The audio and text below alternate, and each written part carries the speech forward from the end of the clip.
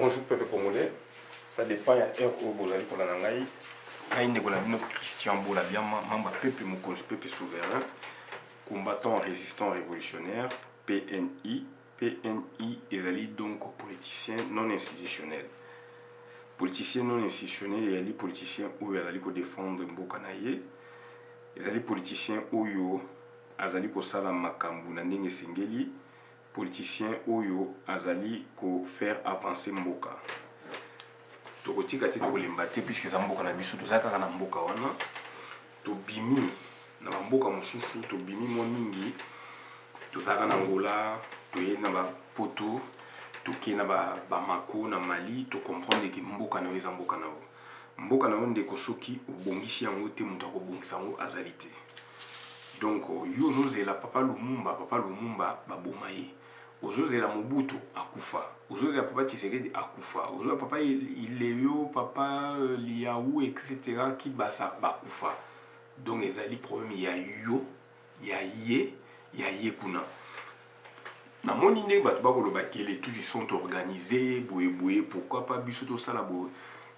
Bato ti bazali organisés, oui. Biso to zali organisé depuis quand? Biso to zali organisé, ça fait aujourd'hui presque 7 ans. Mais avant 7 ans, est-ce que tu as organisé? Organisation tout autour, il y a des politiciens aussi. Puisque Bissot, tu as des activistes politiques. Bon, tu as des politiciens. Mais, balingi te mbuka e funwa, mbuka ezala polele, makambo ezala, etc. Mais les loyo, bozali kotina makambo, que batuti sont tellement organisés, makambo ezoli kana mboka, boye, il faut tozala boye.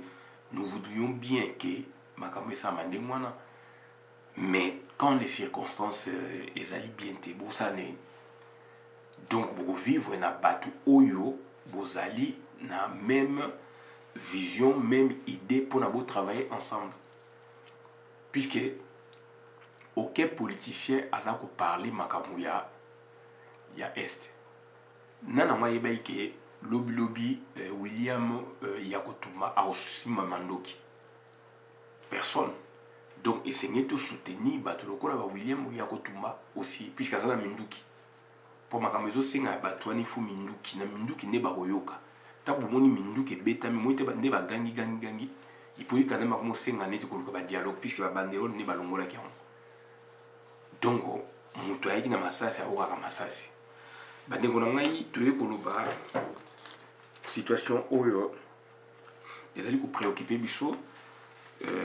Donc on a bien observé comportement. Il y a Félix Antoine Tshilombo et ça fait longtemps to observer et to zali komona ndenge azali kotambola azali mutu oyo biso ba mongo to bengaka. Donc azali na ifengonia ezali donc mwana oyo donc azali niti akola ki biente. Ifengonia c'est-à-dire mutu azo comprendre makambo biente, azo sa makambo mususu niti donc niti kizengi makambo nanko, donc c'est-à-dire voilà, ifengonia. Peut-être n'expliquant biente mais donc ifengonia nde na yebi ya mwana. Donc Félix Tshisekedi azana ifengonia. Oba mongo balobaka ifengonia. Donc les loyo terme wana pe boko zo pe na ba bikolo nyuso ba équivalent na ngezali. Mwana oyo tellement ba bondela ki mingi na libota na bango, tellement ba linga ki mingi na libota na tellement ba bwakela ki ba fleur mingi na libota na bango na ndenga koleli bana wana yango ba benga bana ifengonia. Donc ba yiba ka makamute. Donc omona mutakoli donc arosa la monene muke mulai me akoli me na mutu na yelo côté de Félix azana ifengonia. Donc akoli malamu te kokola na gombe kokola papa noza ministre, ça n'a rien à voir na éducation oyo yo aujourd'hui. Et ça se voit toujours. Maman m'a dit si ko maman m'a dit à l'ongoli yango donc mais tout comme mona makambo ba acte na ye polele.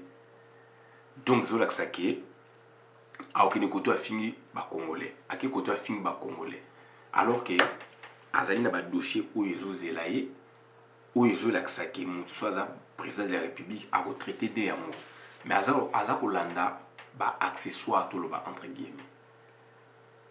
Donc tokoloba te ke bato bayebisi ata bato bayebisi il faut ça synthèse il faut aza na retenu mais non aza kokota kocritiquer ozali opposant mboka nous a marché bien te qu'est-ce que tu vas faire ou dénoncer ou manifester et surtout que Moutouana ou a bien président de la République alors qu'il a gagné l'élection ce qu'a y tout ça nous humilié c'est ce que nous avons fait donc azali na orgueil moko impossible azali na donc c'est azali na grossièreté moko impossible azali gonflé de façon impossible alors qu'il faut azala humble ezali quand même parmi ba valeurs ba caractéristiques oyo esengeli mutu azala nango ozali lelo batio na mutu ya mboka ozali grossier ozali gonflé ozali boye mais tu vas pas réussir et puis peuple paye kotika ote lobi yo pozali peuple batio ba nommé on komi président protocolaire mais lobi okolonga okoma nini okolobani trop gonflé trop d'artifice inutile trop d'extravagance côté Kakongo na ndinga mabe vous croyez que vous parlez bien alors que mindele bazo seka bino puisque biloko on a tout eza mindele baye biango bango ba créer yango sikoyo bino siko bomu koganga yango moni bango siko ba kotsa gouvernance mondiale bazo laksa ke biloko wana ezali ya monde tant bino bomu na biloko wana ezali ya Congo bango baza koloba ezali ya monde. Ce sont des biens mondiaux pour na bango. Na mitu na bango donc bazali kolongola donc nini ba kolongola ba barrière pour na bango ba frontière ezate. C'est ça la gouvernance mondiale. Pour na bango ils ont l'argent, ils créent des présidents. Ils font ce qu'ils veulent. Sauf qu'il y a des résistances dans les pays locaux, la busso, dans les pays mouchouchou, qui est tout ça la réalité à la frontière. Mais on a mis tout en réalité frontière exacte. Pour nous, on a commerce international. Pour nous, on a donc ça va exporter du local, matière première ou gisement minier dans le Congo.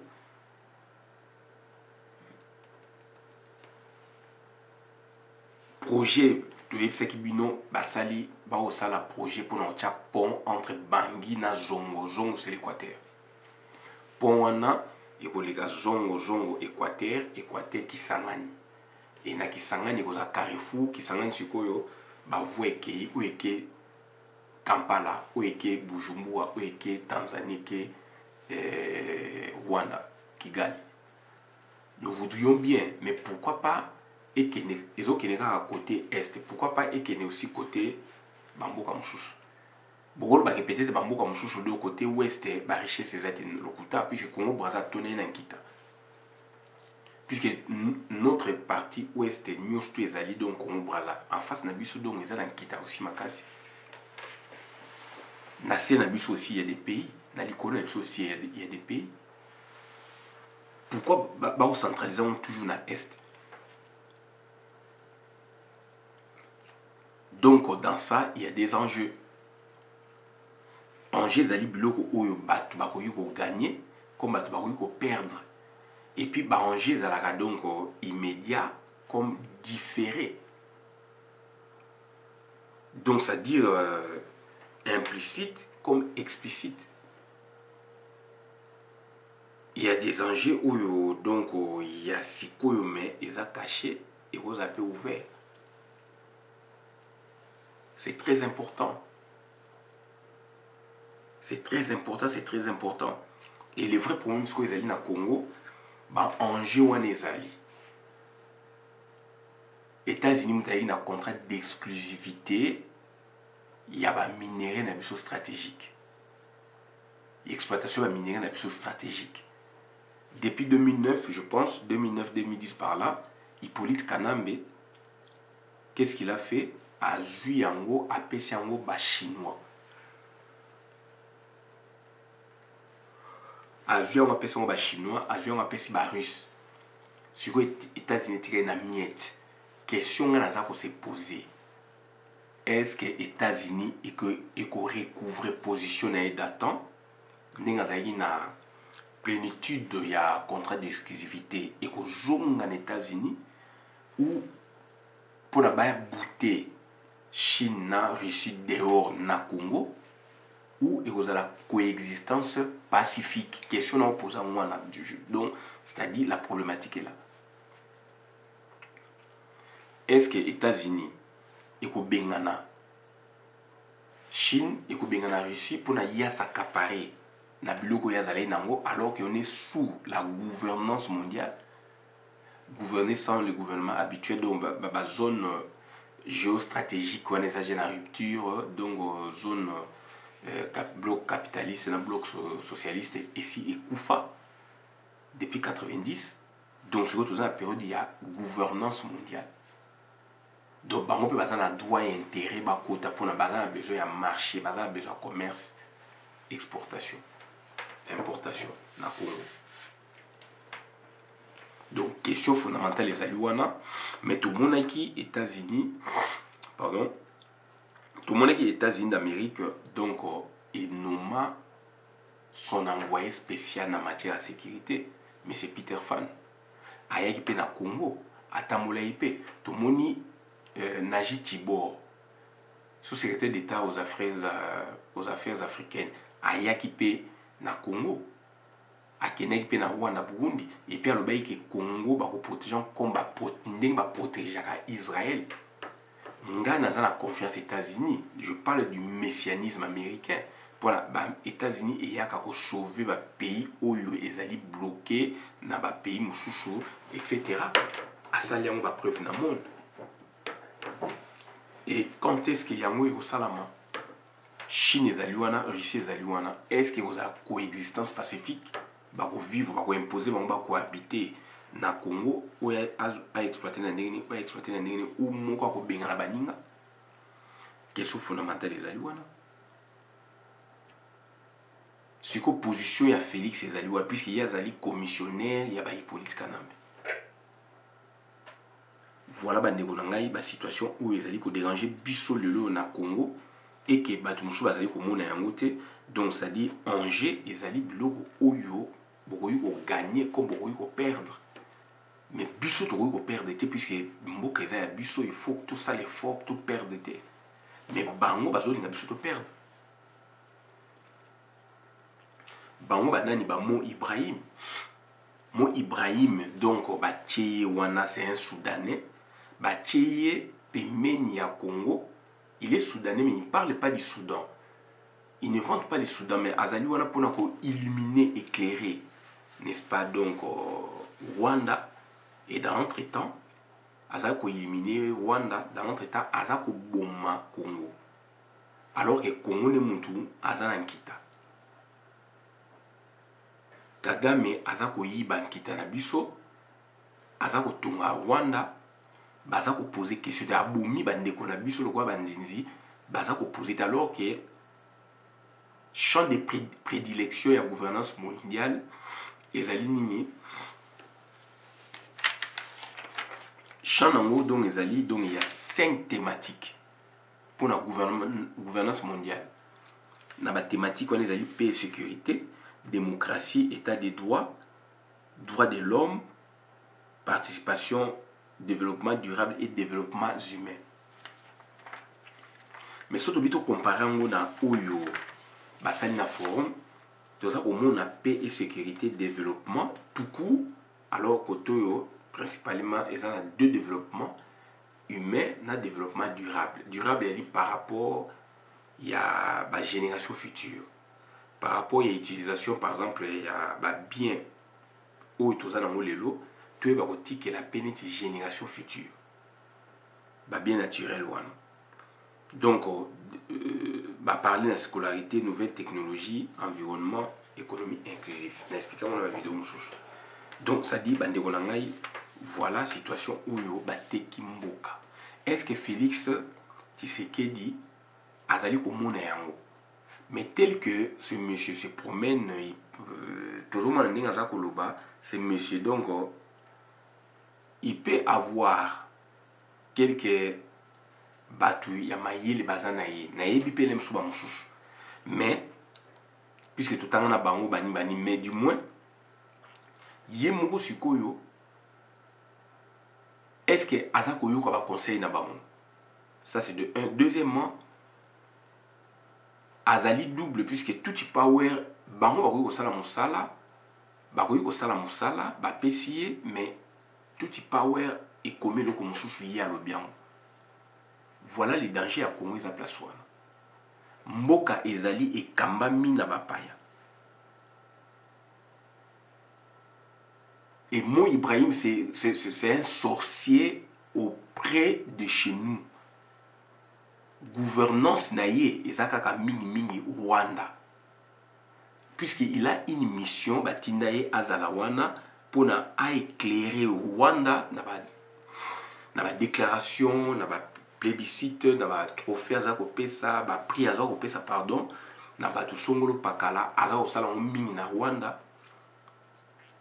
Et dans l'entretemps, Aza a représenté les multinationales, il y a les Américains, il y a les Anglais, etc. etc. Tony Blair, Bill Clinton, créé Mo Ibrahim, puisque tout a été kala, soi-disant un mbongo philanthrope, etc. Lokuta, puisque mbongo na ye a joué en wapi, papa na ye est na mbongo, ye mbongo na joué à ça, spécial subvention. Pessier donc les Américains, les Anglais pour représenter bango dans la zone et partout où yo makambo ya Congo ezali kolobama, donc lui il doit être là. Comment expliquer Mo Ibrahim a se retrouver Mo Ibrahim, Mohamed Ibrahim fondation monté par des oui, fondation Mo Ibrahim. Fondation Mo Ibrahim ezali fondation Mohamed Ibrahim. Oyo a parlé ma gouvernance, oyo a kumisaka Rwanda. Après ça a toujours Congo donc azali position boye. Aza la raison, il y a le baguette 57e sur autant de pays dans le monde, 75 sur autant de pays dans le monde. Oui, tout boité, mais il faut y à poser question comment Congo est combiné à opposer à côté. Puisqu'il y a pillage à ressources na biso na Amina et Paul Kagame. Puisqu'il y a pillage, donc il y a donc, c'est-à-dire destruction en Congo na Amine Kagame, absolue violation à droit de l'homme à Ninkoloba Yangote. Mais action, il y a Rwanda, Zako Matisango, mais na sepel mingi, na organisme, Mouchouchou, Oyo, et Yepe ko vérifier ma maison na Rwanda. Na Rwanda, bah, que donc, c'est-à-dire, na Rwanda, il y a un vrai problème. Banque mondiale aussi précédée par le rapport à Banque mondiale. Donc, bah prouver que Rwanda développement na zo sala zo yiba mne kita ya Congo et que donc baza ko yiba mbongo na mbongo bango baza ko yiba so bango comme ça Rwanda paradis ba comme ça ngo, mais qu'est-ce qu'ils font bazo tia mbongo ndambu bango ba tia na ba poche na ba banque na bango mususu. Rwanda o ezali kaka soki na moins de azana 28 km², territoire d'origine ezana 36 000 km². Congo ezali 2 millions et quelques kilomètres carrés. Donc, c'est-à-dire, si on a développé Rwanda, donc on a esprit au Kagame a ko faire implanter biso na mitou, qu'il y a une bonne gouvernance, a un développement, a un boye et que va passer confiance pour la Congo, il est élevé. Donc, c'est-à-dire, ce qui azali na ba idée wana, il peut développer Rwanda na mbongo oyo ya zo yiba na Congo nyos. Mais azo bon mamusuli banda. Donc notre problème, il faut tout l'obéla, donc Mo Ibrahim, fondation Mo Ibrahim. Et la fondation au batiango pembeni wana pona etombola lokumu ya Rwanda, droit de l'homme, état des droits boy, état libangote, sauf que pona élection avec des échecs il y a démocratie, mais il n'est pas allé trop loin à Sukiwana. Donc on sait lire les choses entre les lignes. Donc il faut qu'on défie M. Mohamed Ibrahim. C'est vraiment un aventurier. C'est vraiment un mafieux. Mo Ibrahim ebimi ewutawa biso koli to mona kiangote. Fondation Mo Ibrahim. Batie ango siko azo mema biso donc on a balotage défavorable et aza ko encensé Rwanda. Pour na ba mona un petit pays Rwanda à côté, ils ont émergé. Mais biso toza ko émerger te de sorte que yé azala bien vu, de sorte que yé a dirigé Congo n'engazo sala et Congo ekufa et Mo Ibrahim azali responsable et yo ndeko ozali kolanda yo congolais ozali complice ozali abisoti oyo bengo za congolais bozolanda Mo Ibrahim Mohamed Ibrahim wana aventurier wana donc ozali abisoti. Et Rwanda alingi biloko mwande wana ba think tank Concile Atlantique aux États-Unis tant ba Peter Fan basalaki na wana azako kende kuna pona ba parler na ye boye Mo Ibrahim ba tcheli pemeni donc azo sala nde promotion ya Rwanda ko vendre Rwanda bien à travers le monde soki yé abimise loko moko relais et retentit malamuko na circuit na bango donc on a Londres, en Angleterre et puis dans les États-Unis. Et mon entier est foulé. Donc, politique, on a bien et tu es sabino pour que mboka na fait tamola be photo bimana Sirgel. Donc le les ali Sirgel na fondation Ibrahim. Au fait fondation Ibrahim azako s'engager totalement na Congo mais azali proche na biso. Azali wana il travaille pour le compte du Rwanda. Donc c'est un élément gênant pour le développement du pays puisqu'il est missionné.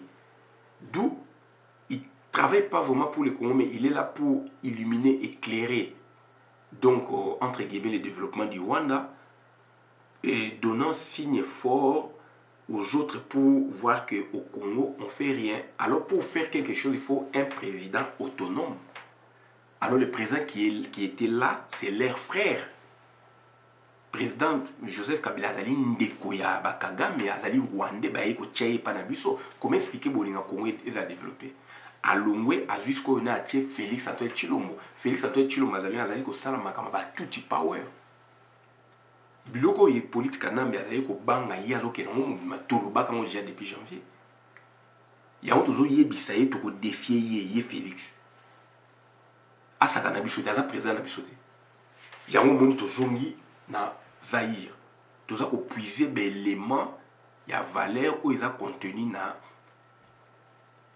MPR 67-70, le 23 décembre 70, 27 décembre 70 jusqu'au 24 avril 90, MPR parti État.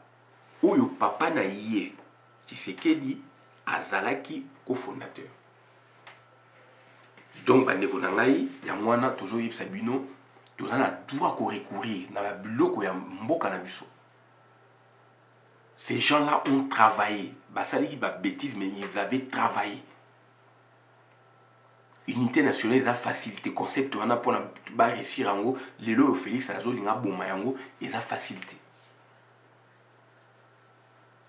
Ces gens-là avaient travaillé. L'église, ils ont pilulé donc à travers le monde, à Kinshasa, surtout en Afrique. Paul Kagame a gagné plus de 3000 églises dans MPR, dans Zaïre, Singaouja Kangango, dans 86. Ces gens-là déjà en parlaient donc dans 86. Ils ont vu naître l'église des réveils et régulier qui ont des conditionnalités pour que de telles structures fonctionnent dans Congo na biso. Nazo ba makamu frère na vivant Singaouja en tant que président conseil judiciaire. Donc, binum que Félix a un pouvoir, il n'a pas de pouvoir. Azali bouche ya batouana. Aïe koluba n'importe quoi. Tolingi Congo a développé et Rosala a développé puisque Congo a tout et c'est les pays développés. Mais bah jouer bah richesse naie, bah créer bah société, bah y a bah usine la transformation en face na biso côté est de monde.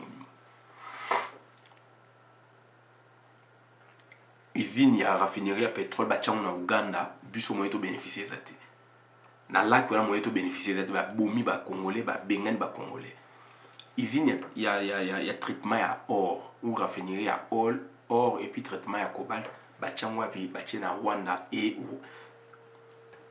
Allemagne neti Rwanda azali mwana na ye aye kotia usine ya montage ya Volkswagen.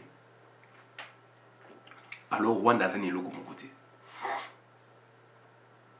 Baye sikoyo na Tanzanie bakotia usine ya transformation ya cobalt na Tanzanie. Tanzanie azali cobalt te. Puisque donc mondialisation, gouvernance mondiale, et ça on le va bien donc, c'est-à-dire montée du thème de la mondialisation et de l'affaiblissement consécutif des États-nations qui débouche logiquement sur une perspective de transfert vers le niveau mondial d'instruments de régulation qui ont perdu de leur efficacité au niveau national ou régional. Ce sont des concepts qu'ils ont créés. Et les loyaux, les politiciens purs, les ONG, société civile. Et la société civile, les donc corrompus. Puisque société civile, par définition, il faut une attache extérieure. La société civile, donc, ça veut dire plutôt une ONG localement à Congo. Pour nous, en plénitude, il y a action à Bango, il faut une attache extérieure. Et l'attache à Bango, c'est les années, Mont Blanc, Mont Ibrahim, Fondation Mont Ibrahim, Fondation donc Corbert, il y a allemand et donc peut-être intermédiaire mais donc vous allez na maître moko. Donc au bout koto va rattraper au bout koto va rattraper, c'est ce qu'ils font, c'est ce que eux ils font.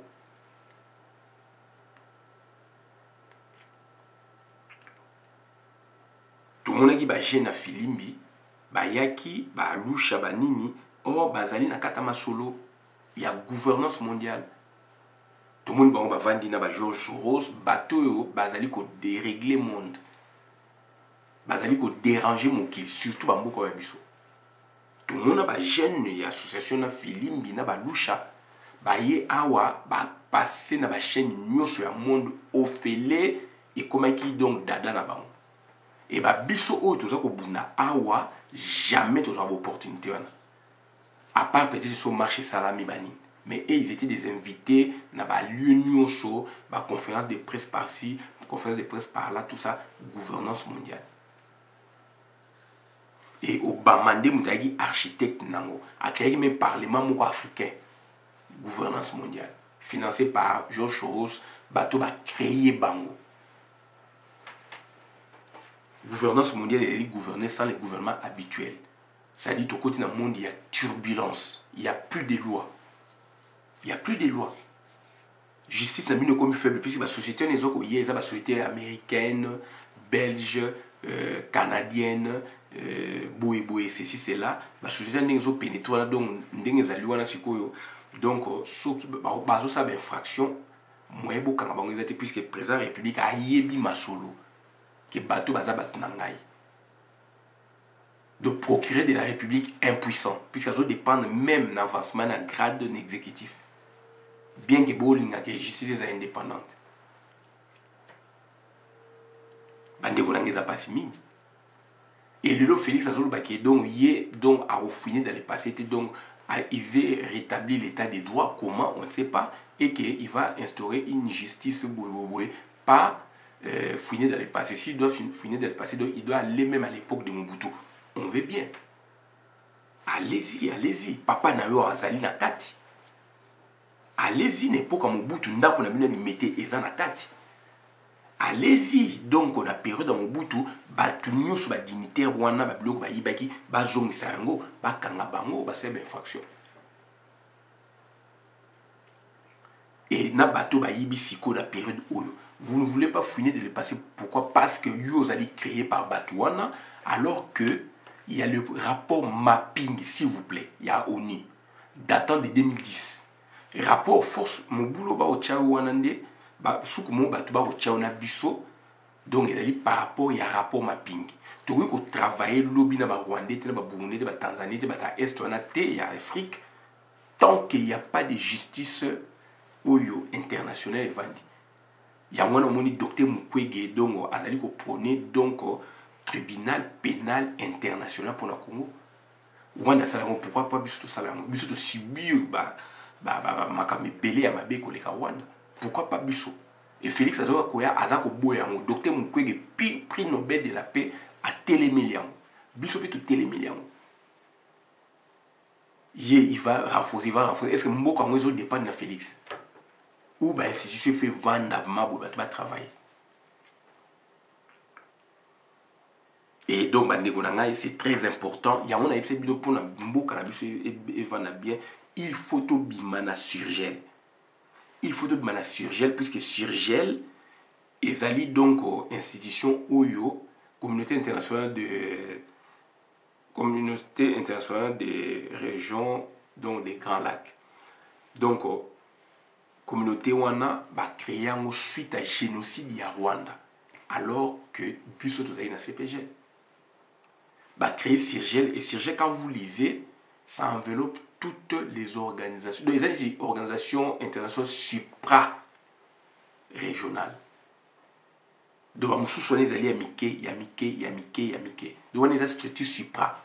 Ce que je veux dire, donc, il y a Afrique centrale. Ce qui promet aller au niveau Afrique centrale, vous ne pouvez pas vous décider. Il faut Sirgel Aya. Ce qui beaucoup dans le cas de conflit, il faut Sirgel Ndem dans votre achat. Ça, c'est bien mon côté. Sirgel les alliés, on a donc instrument au Mindel Batier pour détruire Congo dans le Bayango. Sirgel. Donc bande gonangeza mawa mingi ezali mawa mingi sadek ezali wana batie bino Sirgel sadek malgré Zimbabwe ezali wana Afrique du Sud ezali wana mais donc ça pèse pas, il y a Sirgel et Sirgel en ce sont presque les mêmes membres mais bazali dictés de l'extérieur de souma comme ezali na Grand Lac donc Sirgel qui va trancher en définitive. Alors, si j'ai le donc elle est instrument pour détruire le Congo. Le loba tient un instrument mouchou donc fondation Mo Ibrahim pour détruire encore le Congo côté économique.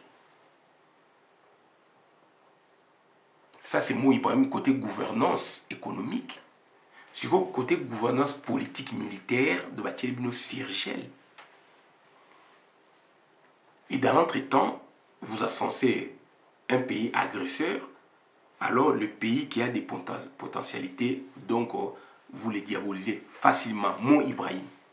Et on a mis photo Bima. Donc ça dit, il n'est pas vraiment, il ne travaille pas vraiment donc, pour le Congo, mais il travaille pour le Congo indirectement, puisque il a appuyé le pays où il a rongé le pays où il a quitté le pays. Et sans qu'il a posé question. S'il s'agit maintenant des indices normaux pour le Congo, à ces résultats, par exemple, autant 47e place par rapport à tel pays, 52 pays Afrique. Mais à ça qu'on s'est posé question pourquoi Congo n'a pas quitté ou Azanango et commis Bongo. Ça c'est Mo Ibrahim. Et Mo Ibrahim Azali donc un des acteurs, il y a Forum, il y a paix sur Forum de Paris sur la paix. Je peux comprendre Institut Montaigne, Sciences Po, etc., Quai d'Orsay, et la France. Je peux comprendre l'université Zakoya, je comprends. Mais Fondation Corbert, Fondation Corbert, c'est Allemagne. Alors Allemagne a copié Congo à travers donc son enfant, donc le Rwanda. Alors, Allemagne a une grande puissance, il y a Europe occidentale. Donc, bah oui, on le monter. Donc, ma ramte que le Congo, donc, bah kangi misu. Violation des droits de l'homme, bah thématique na bango donc au centraux, ils allaient donc et les droits de l'homme, ils allaient bah changement donc il y a gouvernance mondiale, 5 thématiques clés de la gouvernance mondiale: paix, sécurité, démocratie et état des droits, droits de l'homme et participation, développement durable et développement humain. Droits de l'homme, donc état des droits et démocratie. Bah lingi ko lubangoti. Tant il fallait pas parler de l'état des droits, la démocratie, c'est une des thématiques centrales, n'est-ce pas? Il y a forum. Droits de l'homme égalité, droits de l'homme égalité, et donc droit de l'homme donc égalité ni nous sous égalité donc démocratie état de droit égalité ba koti bino biloko mosusu pour piller le Congo et Félix s'en vante azomona ba tie wana neti mutu moko balingi et na kisenzi na biso vous relayez de tels messages na Congo kuna Félix béton Félix ceci awa yambi bato ba betele maboko bovanda kana poto boyebi réalité poto fanatisme est à niveau na pourquoi fanatisme est à niveau na pourquoi c'est qu'il a dit que du mensonge ko incriminer baninga na ngatinda ki azala na baninga tina ba Genève ba envoûter mabe boye mabe bato boye ba salier boye bato mais alors que c'est lui qui est à la base de tout ça. Est-ce que donc au pouvoir na Congo ezaka ba Tshisekedi ba sani est-ce que ba bon référent papa Tshisekedi nani a évoqué nano donc lisanga bonganga évoque donc papa Tshisekedi a ebisa biso muta format biso na politique donc azolo ba on a limemia nyonso alors que Félix azali donc na ifengonia Félix azali mwana oyo akoli na ifengonia donc ba kolisier bien té je l'ai dit je l'ai redit je le confirme kokola na Gombe kokola papa na ministre ça n'a rien à voir. Donc il fait monia ba mongo ezali ke donc mwana oyo ba lengela qui est trop ba kumisa qui est trop et bloquant mental naï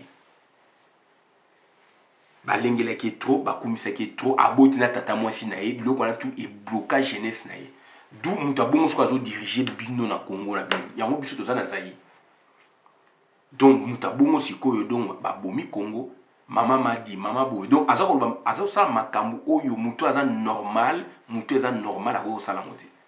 Ba benga ngo ifengonya na ba mon.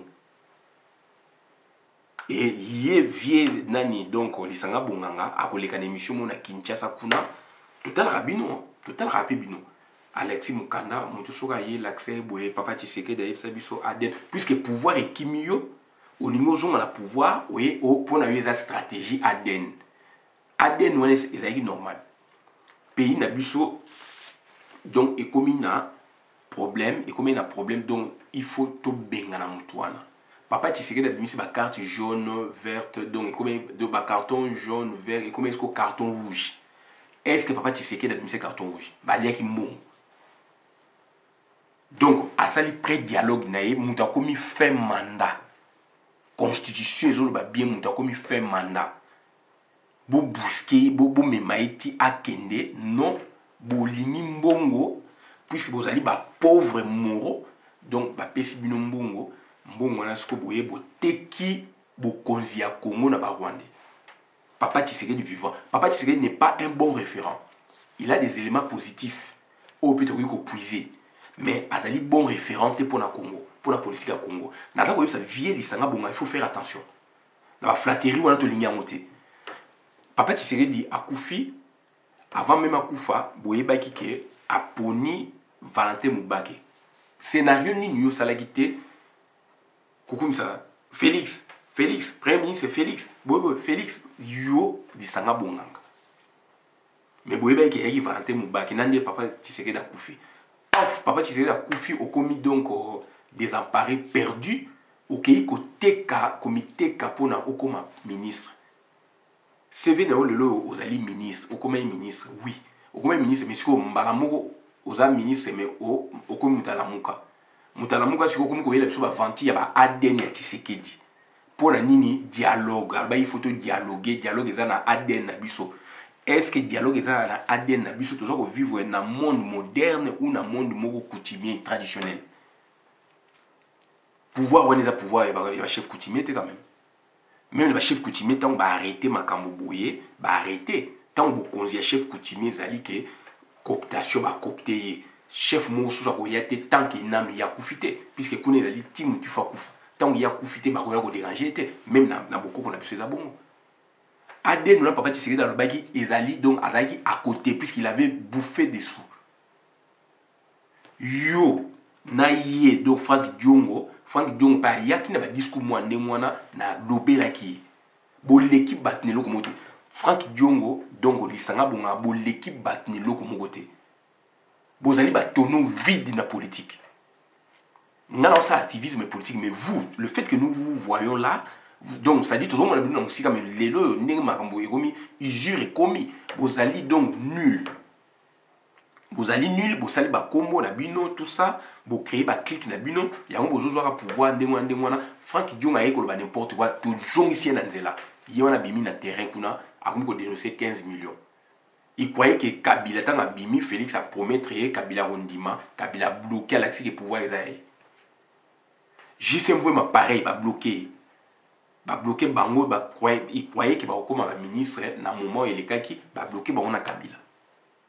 Toi, tu as eu la chance, puisqu'il y a un moment où si vous avez la théorie, qu'il y a ADN pour le dialogue et salama, dialogue, ce que salama, ils allaient dialogue que avec les Congolais. L'ongola biso biloko ba ADN wana. L'ongola biso biloko ba vie na sengi na zonga mutu réfléchis. Zonga mutu il faut réfléchir. Lisanga bonganga.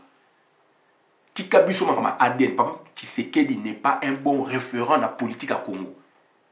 Il a été charismatique, il avait la popularité, oui, mais il n'est pas un bon référent. On l'a vu à l'œuvre.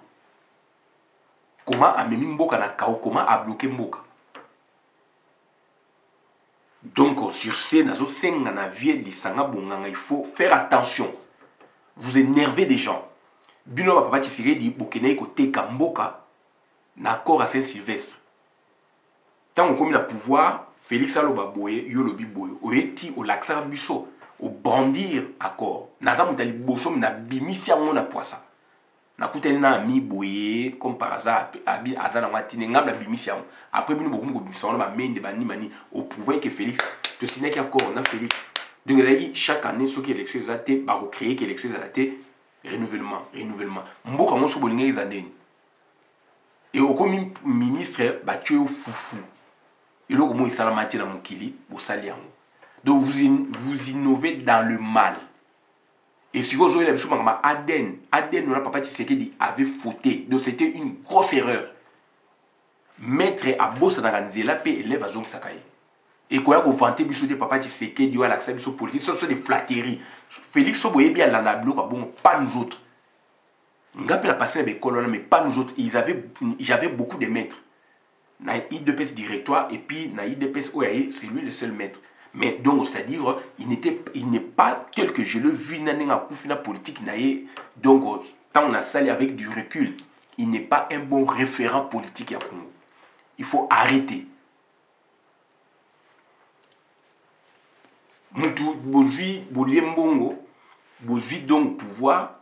Bopé ça va tout na bino vous travailler quand même vous satisfaire bah côté la parlement vous le parlement bah territoire non vous évoquez depuis vous avez plus de 50 millions de dollars on connaît l'histoire bah ta renseignement bah ça biso ndé bah que le tika mbongo na ndinga na Bruxelles o bah roi bah abungi bah ni akeneki et pas roi boye ateka mboka ateka pouvoir na na miso mindele bo bah pese mbongo bah lui Michel bah yebi on a tous les renseignements bah aventure on va na Congo il faut cesser en bah tu vas souffrir trop.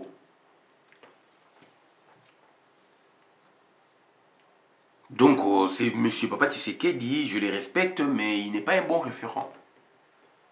Il a bénéficié de l'enseignement, mais il n'est pas un bon référent. Puisque la dernière aventure, bah celle de na Chouka, bah tu vas couper la siège naïe. Qu'est-ce qu'il a fait? Bah foutu bah bon, bah famille après ça va on.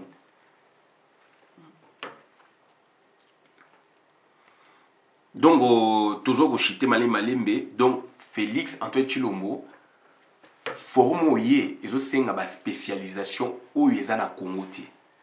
Ya on a ça ko senga na yo, le fait que ba spécialisation ils ont na Congo té, donc il faut qu'on crée yango. Il faut qu'on crée yango na yebisa ki donc ministre na yo et enseignement Thomas Louaka. Na yebisa ki mais je pense qu'il n'a pas trop de pouvoir. Ce qui y a pouvoir, puisque va bien au président protocolaire, donc c'est là pour le Congo. Donc il faut que ça anthropologie du droit, na master 2, sociologie du droit, na master 2, philosophie du droit, na master 2, droit de l'homme, na master 2, criminologie et droit, économie et gestion. Puisque na moni yo ndenge ozotambola wana, ba discours na yo eza na ba discordance makasi. Okei na Kenya na Macron okei ko sa ba bêtise o esamati ba archive etikala okolo makala ba tune ko nini ozaki à côté Donc nga la nini ozana mutu ya environnement. Le droit civil des biens, ce n'est pas le droit de l'environnement. L'aménagement du territoire, ce n'est pas le droit de l'environnement. Puisque les appels bakou et ça même sur la faculté mouchouche. Aménagement du territoire, droit civil des biens, et ça la faculté droit, et droit de l'environnement. Droit de l'environnement est vaste. Il y a environnement foncier, environnement forestier, environnement boué-boué, environnement donc atmosphérique, environnement donc boué-boué, tout ça, bah rocher ça, bah environnement. Donc ça dit c'est vaste. Donc c'est-à-dire ce qui beaucoup ici biloko wana lobby Congo a relevé bah défi. Au titre des défis, donc il y a des enjeux devant nous. Biloko ni tokoki ko gagner comme tokoki ko perdre. Biloko ni boké na forum, donc nous perdons puisque oye bien on beaucoup te ka Congo.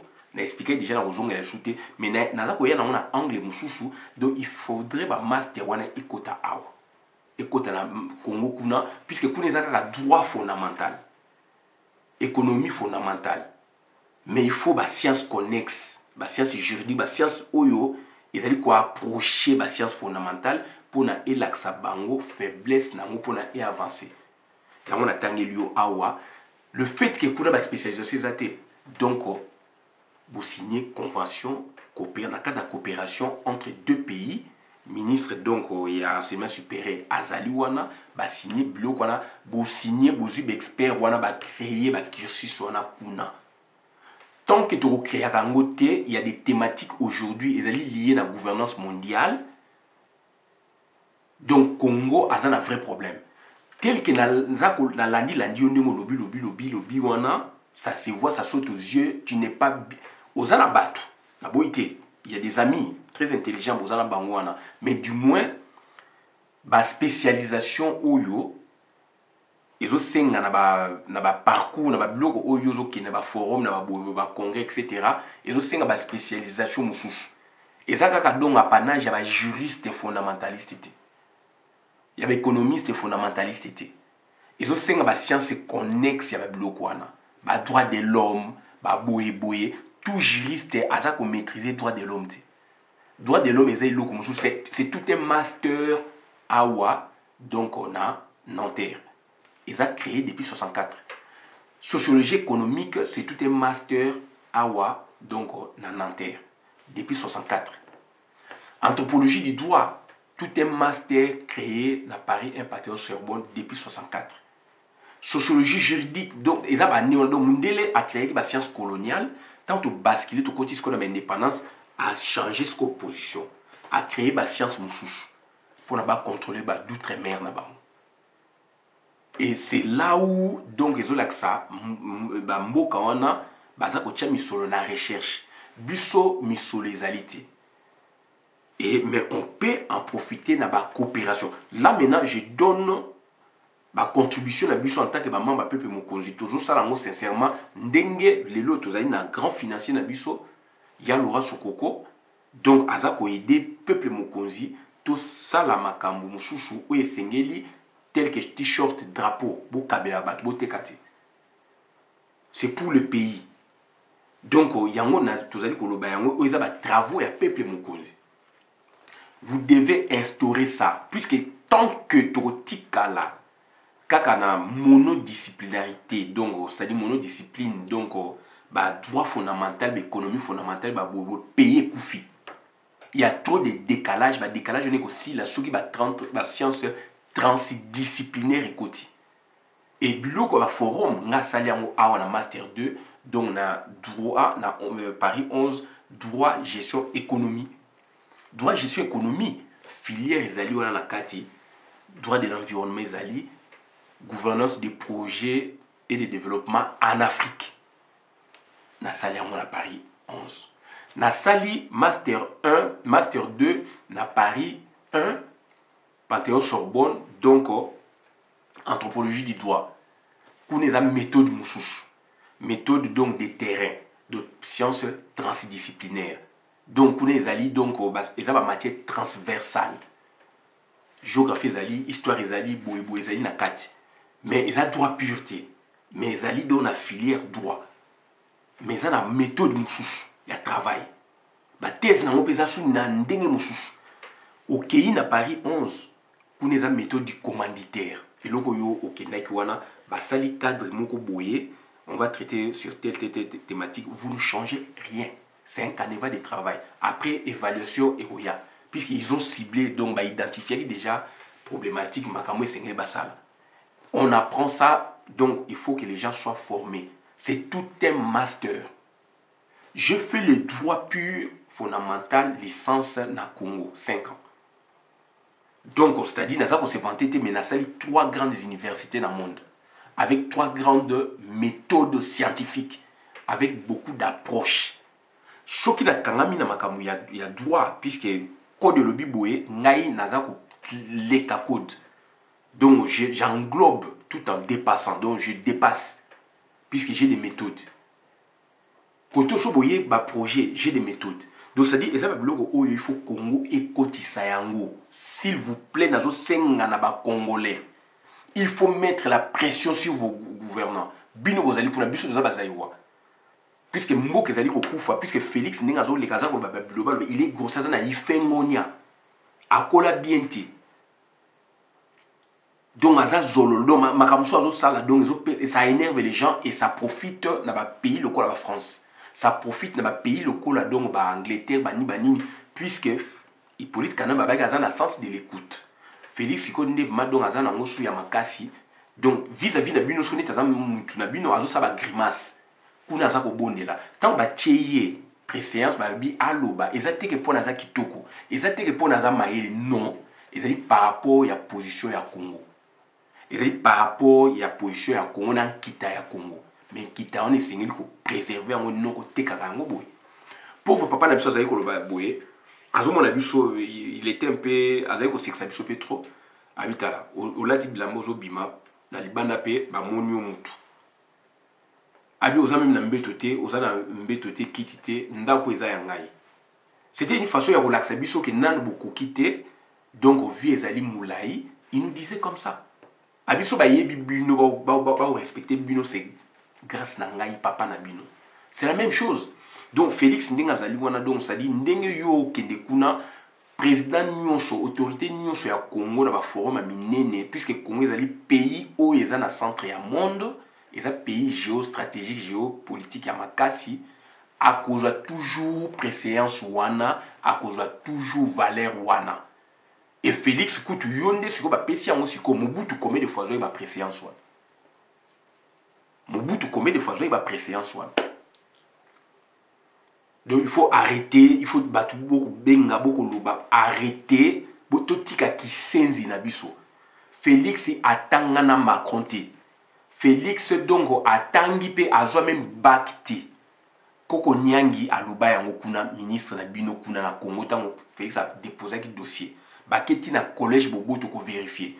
Et na collège na Belgique awa, il y a un dossier ba Sambousse bana ba Jeune Afrique partout, il n'a pas étudié le monsieur. Il a fait le boulot, mais il n'a pas cette capacité universitaire. Il n'a pas fait un cursus universitaire. Diplôme d'état même à Joaté. Donc arrêtez. So papa na yatangaki yatangite. Bana ba professeur mingi to mona bango pe papa mayele mais moi na pe voyou. Ezala nango. Donc papa na yeso atangaki ezayete.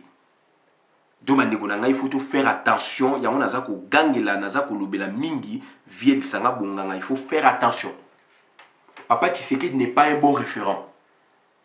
Et il faut faire attention lisanga bonganga. Donc yo zalaki côté ya MPR fait privé. Ozaï côté ba de peste. Côté inyo sakete oye ko rejoindre après. Et lelo yo beaucoup ko lobaba vérité té beaucoup yela biso ba théorie mususu. Le problème est que si Jeannette Kanambe va désigner, mais vous les politiciens, vous devez parler. Mais vous avez un scénario, pourquoi? Vous avez toujours un scénario, pourquoi? Ce que tu as fait, c'est du scénario pire. Pourquoi? Flatterie, tu as niveau là, où tu as pouvoir, c'est quoi?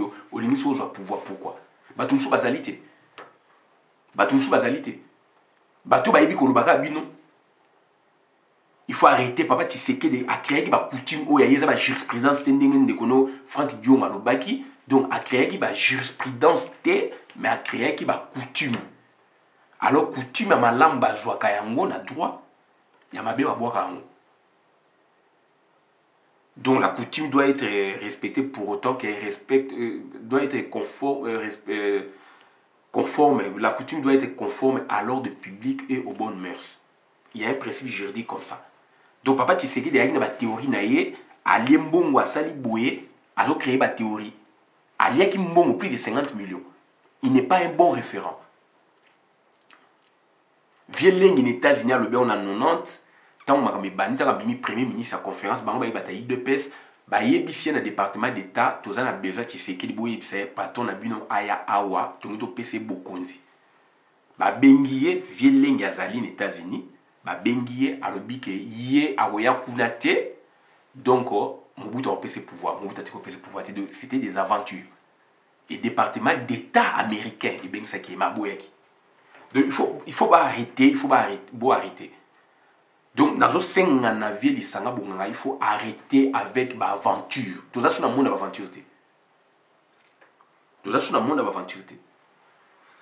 Donc voilà ma kamnaiki ya koloba yangwana donc Félix Tshisekedi eza mwana oyo akoli na liyongi eza batema mongo abala mongo atuna aza mwana oyo aza na ifengonia aza abala mongo ndeko na biso leka mpela atuna terme wana elobi nini mwana oyo dongo bakumisa ye mingi babondela ye mingi bayebaka makambo te na vie elelo oyo aza na mutu ya mboka bobengi Congo donc soko ozwi terme wana na bamunoko nyonso ya Congo explication na ngezali.